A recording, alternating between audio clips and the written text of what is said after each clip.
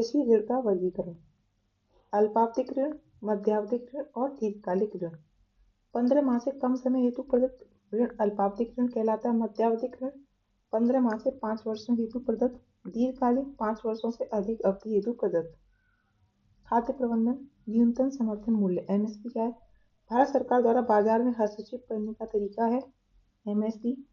कृषि उत्पादों में किसी तीव्र गिरावट की स्थिति में भी उत्पादों को न्यूनतम मूल्य मिल सके, इसकी यह सुनिश्चित करता है एमएसपी। बाजार हस्तक्षेप स्कीम क्या है? Market intervention scheme. खराब हो जाने वाले और बागवानी के उत्पादों की खरीद के लिए जब इनका बाजार मूल्य गिर जाता है तब सरकारों के आग्रह पर लागू होता है मार्केट इन्वेंशन स्कीम।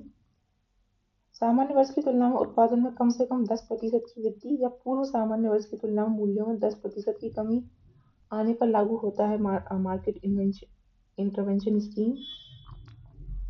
प्रापण या खरीद मूल्य, प्रोक्योरमेंट प्राइस क्या होता है? इसकी घोषणा फसल तैयार होने के बाद की जाती है। निर्गम मूल्य, इश्यू प्राइस, सरकार द्वारा जनता को जिस मूल्य पर भारतीय खाद्य निगमों के माध्यम से खाद्यान्न उपलब्ध कराया जाता है वो है इश्यू प्राइस। वह मूल्य जिन पर भारतीय खाद्य निगम अपने खाद्यान्नों का विक्रय करते हैं उसे कहते हैं इश्यू प्राइस। बफर स्टॉक क्या है? खाद्यान्न केवल चावल या गेहूं का एक न्यूनतम स्टॉक बनाए रखना बफर स्टॉक है। सरकार बनाती है बफर स्टॉक। भंडारण, खाद्यान्नों के बड़ी मात्रा में और समुचित तरीके से संग्रहण भंडारण कहलाता है एमएसपी। न्यूनतम समर्थन मूल्य किसानों को बाजार जोखिमों के विरुद्ध सामाजिक सुरक्षा उपलब्ध कराती है। बाजार में सरकार द्वारा 24 कृषि फसलों का एमएसपी तथा गन्ने के लिए उचित एवं लाभकारी मूल्य एफआरपी की घोषणा की जाती है। एमएसपी की सिफारिश सीएसीपी द्वारा की जाती है। राष्ट्रीय खाद्य सुरक्षा अधिनियम 2013 क्या है? पात्र व्यक्तियों को चावल, गेहूं और मोटा अनाज क्रमशः 2 और 1 रुपये प्रति किलोग्राम की दर पर प्रदान किया जाता है। इस अधिनियम के तहत 75% ग्रामीण आबादी और 50% शहरी आबादी को आच्छादित करने का प्रावधान है राष्ट्रीय खाद्य सुरक्षा मिशन के अंतर्गत। आगे बढ़ते हैं। द्वितीय क्षेत्र, औद्योगिक। औद्योगिक क्षेत्र के अंतर्गत विभिन्न औद्योगिक नीतियों, उद्योगों का वर्गीकरण आदि को शामिल किया जाता है। आर्थिक समीक्षा 2021-22 के अनुसार औद्योगिक क्षेत्र की सकल मूल्य वर्धन में भागीदारी 28.2%। 2021-22 के फर्स्ट असेसमेंट के द्वारा वृद्धि दर अनुमानित है 11.8%। भारत में की प्रमुख औद्योगिक नीतियां वर्ष 1948 की औद्योगिक नीति, 1956 की औद्योगिक नीति, वर्ष 1947 की औद्योगिक नीति, 1980 की औद्योगिक नीति और नई औद्योगिक नीति 1991। वर्ष 1948 की औद्योगिक नीति के प्रस्तुतकर्ता थे श्यामा प्रसाद मुखर्जी, तत्कालीन उद्योग एवं आपूर्ति मंत्री थे। विशेषता थी स्वतंत्र भारत की पहली औद्योगिक नीति थी ये। प्रमुख तथ्य, मिश्रित अर्थव्यवस्था का स्वरूप निर्धारित किया गया था इस औद्योगिक नीति में। बृहद उद्योगों की 4 श्रेणियों में वर्गीकृत किया गया था। वर्ष 1956 की औद्योगिक नीति के प्रस्तुतकर्ता तत्कालीन प्रधानमंत्री जवाहरलाल नेहरू थे। प्रावधान, उद्योगों का 3 अनुसूचियों में वर्गीकरण। अनुसूची 1 केंद्र सरकार का संपूर्ण एकाधिकार। अनुसूची बी मुख्यतः सरकार एवं सरकार के सहयोग से निजी क्षेत्रों द्वारा संचालन। अनुसूची सी निजी उद्यमों को उद्योग स्थापित करने का प्रावधान। वर्ष 1977 की औद्योगिक नीति। प्रस्तुतकर्ता तत्कालीन उद्योग मंत्री जॉर्ज फर्नांडीज थे। विशेष तथ्य, लघु एवं कुटीर उद्योगों के प्रवर्तन तथा विकास पर बल। उद्योगों का 3 श्रेणी में वर्गीकरण है, अति लघु, जिला उद्योग केंद्र और संयुक्त क्षेत्र। वर्ष 1980 की औद्योगिक नीति, इसमें आधुनिकीकरण के विस्तार पर बल दिया गया। पिछड़े क्षेत्रों के विकास और आर्थिक संघवाद की धारणा पर बल दिया गया था। नई औद्योगिक नीति 1991 में वर्ष 1990 के आर्थिक संकट के पृष्ठभूमि में नई औद्योगिक नीति लाई गई और 24 जुलाई 1951 को भारत की नई औद्योगिक नीति व्यापक परिवर्तन के साथ घोषित की गई। क्या है नई औद्योगिक नीति? एलपीजी, लिबरलाइजेशन, प्राइवेटाइजेशन और ग्लोबलाइजेशन। एलपीजी के फलस्वरूप भारत मिश्रित समाज में मिश्रित पूंजीवाद की ओर अग्रसर। नई आर्थिक नीति की घोषणा 24 जुलाई 1991 को तत्कालीन प्रधानमंत्री पीवी नरसिम्हा राव ने की थी। भारत में उदारीकरण का अग्रदूत भूतपूर्व वित्त मंत्री मनमोहन सिंह को कहा जाता है।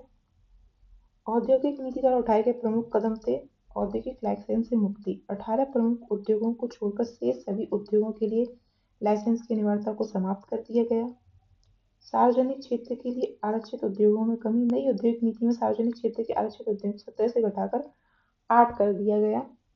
वाणिज्यिक एवं उद्योग मंत्रालय भारत सरकार की रिपोर्ट के अनुसार वर्तमान में केवल 4 उद्योगों को अनिवार्य लाइसेंस के तहत और 2 उद्योगों को सार्वजनिक क्षेत्र के तहत आरक्षित किया गया है। अनिवार्य लाइसेंस के अंतर्गत आते हैं तंबाकू से संबंधित उत्पाद, सिगरेट, सिगार इत्यादि, इलेक्ट्रॉनिक, एयरबेस और रक्षा उपकरण, औद्योगिक विस्फोटक और खतरनाक रसायन। सार्वजनिक क्षेत्रों के लिए आरक्षित हैं परमाणु ऊर्जा और रेलवे परिचालन। विदेशी निवेश को प्रोत्साहन। नई औद्योगिक नीति में सरकार ने विदेशी निवेश को दोनों रूपों प्रत्यक्ष और अप्रत्यक्ष में प्रोत्साहित किया है। एमआरटीपी अधिनियम क्या है? एमआरटीपी परिसंपत्ति सीमा की समाप्ति, एकाधिकार और अवरोधक व्यापार व्यवहार। एमआरटीपी अधिनियम 1969 के अंतर्गत आने वाली कंपनियों की अधिकतम परिसंपत्ति सीमा समाप्त, जिससे वे अधिक निवेश, विलय, अधिग्रहण कर उत्पादक गतिविधियों को प्रोत्साहित कर सकें। चरणबद्ध उत्पादन की अनिवार्यता का अंत कर दिया गया है। कुछ महत्वपूर्ण तथ्य हैं। फेमा द्वारा फेरा का प्रतिस्थापन। फेरा फॉरेन एक्सचेंज रेगुलेशन एक्ट के स्थान पर FEMA foreign exchange management act को लागू किया गया, जो जून 2020 से प्रभावी हुआ है। सूक्ष्म, लघु और मध्यम उद्यम विकास एमएसएमईडी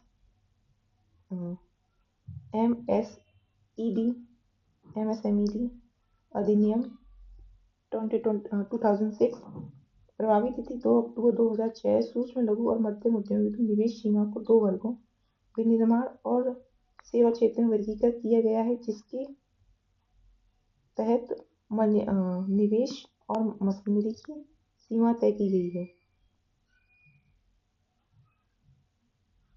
वर्ष 2020 में इसमें संशोधन कर नया वर्गीकरण लाया गया, जो जुलाई 2020 से प्रभावी हुआ। क्या है नया वर्गीकरण? सूक्ष्म उद्योग निवेश 1 करोड़ तक और कारोबार 5 करोड़ तक। लघु जिसमें निवेश 10 करोड़ तक हो और कारोबार यानी टर्नओवर 50 करोड़ तक हो। मध्यम 50 करोड़ तक का निवेश और कारोबार 250 करोड़ तक का हो, वो आते हैं मध्यम में। उद्योगों का वर्गीकरण 3 तरह से है: कुटीर उद्योग, सूक्ष्म लघु मध्यम उद्योग और बृहत पैमाने के उद्योग। भारत में औद्योगिक वित्त के स्रोत। संस्थागत स्रोत हैं आईसीआई, आईएससीआई, आईडीबीआई, आईआईबीआई, यूटीआई। आंतरिक स्रोत हैं अंश पूंजी, शेयरों की बिक्री, ऋण पत्र, लाभ का पुनर्निवेश, स्वैच्छिक जमा। भारत में औद्योगिक वित्त के संस्थागत स्रोत। आईएफसीआई औद्योगिक भारतीय औद्योगिक वित्त निगम लिमिटेड की स्थापना कब हुई थी? 1948 में। कार्य क्या आईएफसीआई का? औद्योगिक प्रतिष्ठानों को दीर्घकालिक एवं मध्यकालीन ऋण देना, औद्योगिक उत्पादन क्षमता में स्थायी सुधार हेतु ऋण प्रदान करना, ये इसका कार्य है। आईसीआईसीआई की स्थापना 1955 में हुई। भारतीय औद्योगिक साख एवं निवेश निगम लिमिटेड, इसका कार्य है निजी क्षेत्र में स्थापित औद्योगिक इकाइयों का वित्त पोषण। वर्ष 2002 में इस संस्था का विलय आईसीआईसीआई बैंक में कर दिया गया।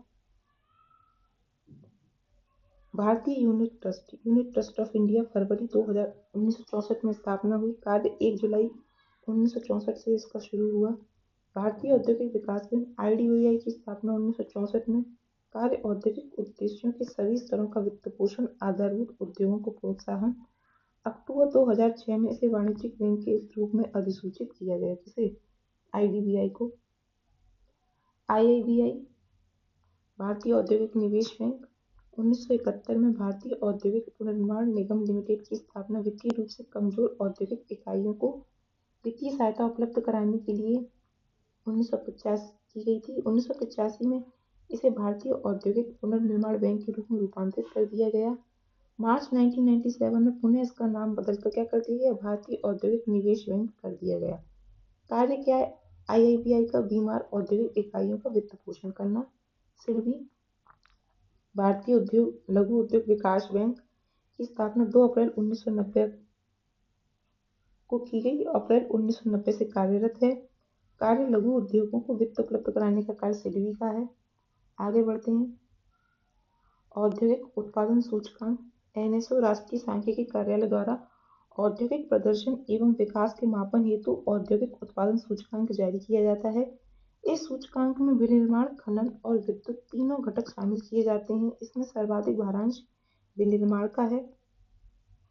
कागज फैक्ट्री की स्थापना 1862 में श्रीरामपुर, पश्चिम बंगाल में हुई। सूती वस्त्र की स्थापना 1818 में फोर्ट ग्लॉस्टर, कोलकाता, पश्चिम बंगाल में हुई। जूट फैक्ट्री की स्थापना 1855 में रिशिदा, पश्चिम बंगाल। सीमेंट उद्योगों की स्थापना 1904 चेन्नई। एल्यूमीनियम की स्थापना 1937 जेके नगर, पश्चिम बंगाल में की गई। नवरत्न कंपनियां। भारत में सार्वजनिक क्षेत्र की 9 चुनिंदा कंपनियों को निर्णय में अधिक स्वतंत्रता देने हेतु वर्ष 1997 में नवरत्न कंपनी का दर्जा दिया गया। महारत्न कंपनियां। देश में महारत्न कंपनियों की शुरुआत वर्ष 2010 से शुरू हुई। महारत्न कंपनियों हेतु मानक पिछले 3 वर्षों में वार्षिक निवल लाभ 5,000 करोड़ रुपए हो। कंपनी का निवल मूल्य 15,000 करोड़ रुपए हो। पिछले 3 वर्षों में औसत रूप से 25,000 करोड़ रुपए का कारोबार किया हो, शेयर बाजार में सूचीबद्ध हो, तो उसे महारत्न कंपनी घोषित किया जाएगा। महारत्न कंपनियां कौन कौन सी हैं हमारे देश में? HPCL Hindustan petroleum corporation limited, GAIL भारतीय गैस प्राधिकरण लिमिटेड, सेल भारतीय इस्पात प्राधिकरण लिमिटेड, IOC भारतीय तेल निगम, ONGC तेल एवं प्राकृतिक गैस निगम, REC ग्रामीण विद्युतीकरण निगम लिमिटेड, NTPC राष्ट्रीय ताप विद्युत निगम, CIL कोल इंडिया लिमिटेड, भेल भारतीय heavy electronic limited, FTC power finance corporation, PGCIL भारतीय power grid corporation limited, BPCL भारतीय पेट्रोलियम कॉर्पोरेशन लिमिटेड। आगे बढ़ते हैं। भारत में प्रमुख खनिज उत्पादन एवं भंडारण। देखो, इसका लेटेस्ट डाटा हम डिस्कस कर चुके हैं। ये थोड़ा पुराना डाटा है, तो आप हमारे चैनल को विजिट करके ये जो खनिजों के लेटेस्ट डाटा पढ़ लेना। औद्योगिक नीति 1973 के द्वारा एक नया शब्द कोर अथवा मूलभूत उद्योगों की उत्पत्ति की गई।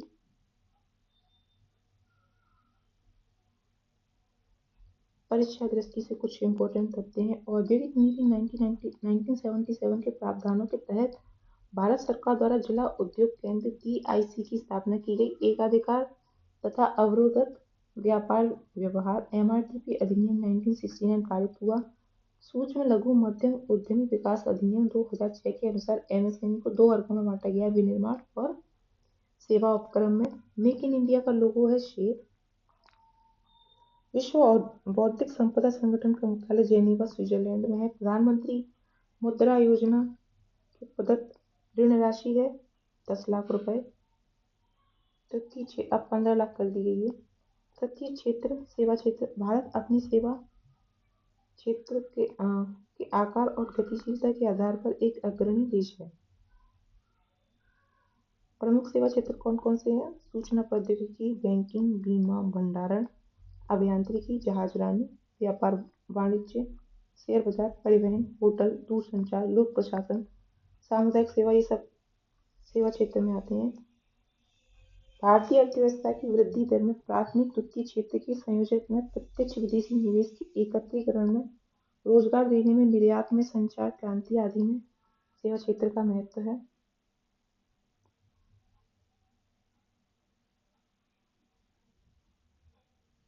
यूनिकॉर्न।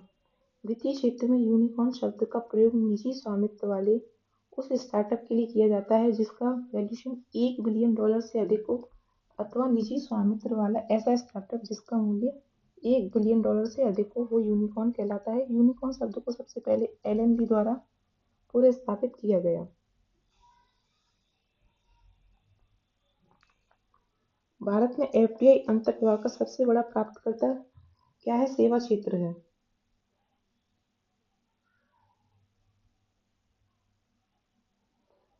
सबसे ज्यादा मान्यता प्राप्त स्टार्टअप महाराष्ट्र में है।